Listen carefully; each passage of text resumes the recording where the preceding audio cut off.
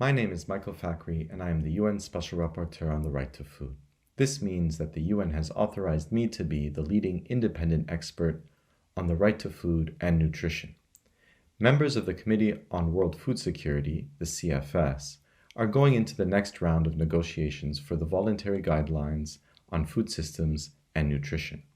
I have read the most recent draft of the voluntary guidelines, and I've recorded this message to share my thoughts. My thoughts today are similar to what I've discussed at the CFS itself. My worry is that as of now, the draft treats human rights narrowly.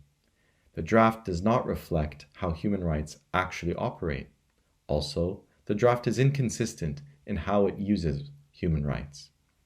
If human rights are referenced in this way, they will be watered down. Watered down human rights would make the voluntary guidelines less effective.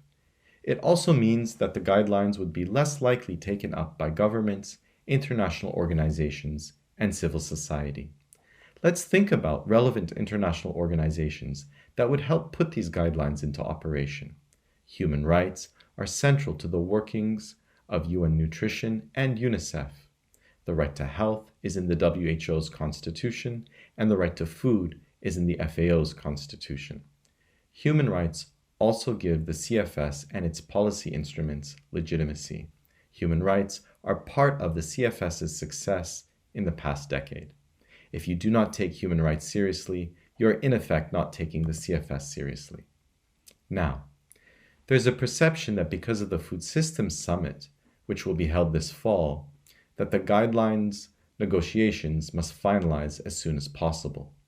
But it's better to have voluntary guidelines that are coherent and operational than to have something that has been completed too quickly under difficult conditions.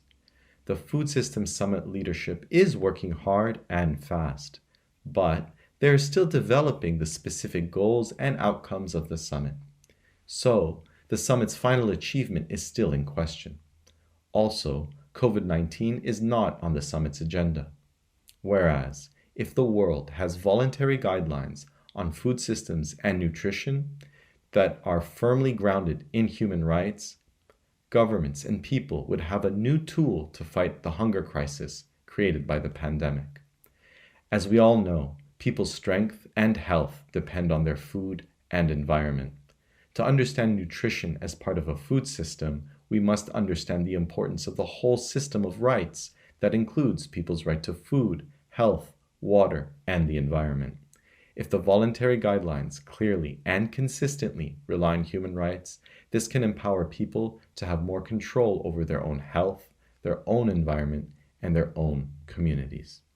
Thank you.